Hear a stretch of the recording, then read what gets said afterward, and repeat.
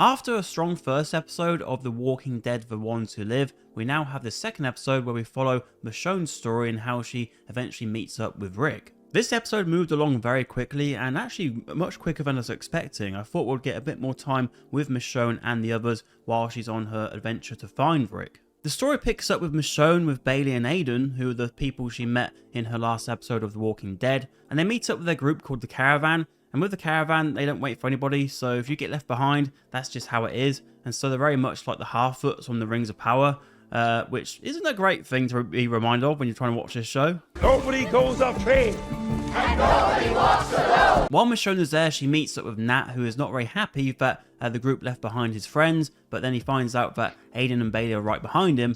And so in the end, Nat does offer Michonne a horse for her to go on her mission to save Rick. But eventually we do see Nat, Aiden, Bailey and some of the other people from this group again, because they do meet up with Michonne when Michonne is trying to take on that big horde of walkers. Not long after, we see Michonne trying to contact Judith on the walkie-talkie, but it seems to be out of range. And I gotta say, I'm just happy to not see any more walkie-talkies for a while, because we got a bit too many of them in Fear the Walking Dead Season 8. With Nat being quite the pyromaniac, he did equip Michonne with some pretty nifty gadgets used on this horde, one being the scream sticks, which make quite the big explosion. That is correct, Longbottom. To blow it up! Boom!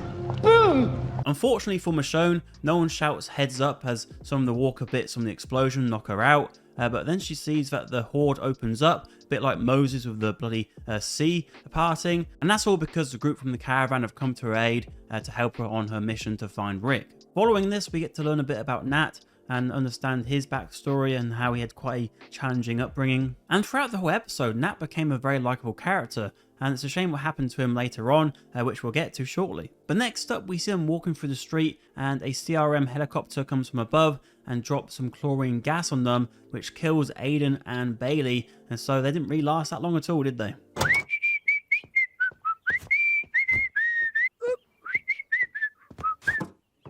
Thankfully for Michonne and Nat, it wasn't fatal, but they do have to live in these shops for quite some time as we see the seasons go by. Once they're recovered, they head north to Bridges Shipyard, which is the only lead Michonne has on Rick's whereabouts. But once they get there, all they find are piles of corpses, and Michonne starts to give up a bit. She doesn't know if she's ever going to see Rick again, and we get a really sweet moment between her and Nat.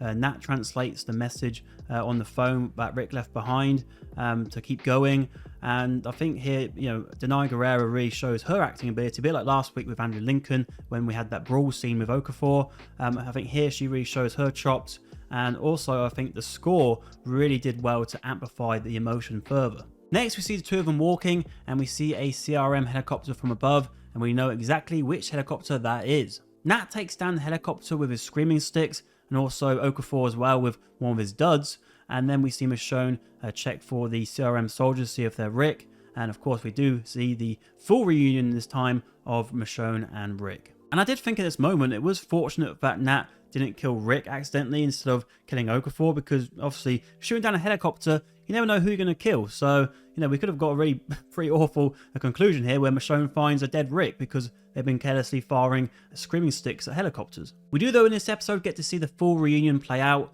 Rick asks about Judith, but then very quickly he switches his attention to the danger they're in with the CRM approaching, and that Michonne has to make sure she doesn't act like a leader, and that she doesn't say the walkers by accident as well. And so yeah, it's trying to get all this planned up in a very small space of time. And then just after Nat makes his presence known, he gets shot by one of the dying soldiers on the floor.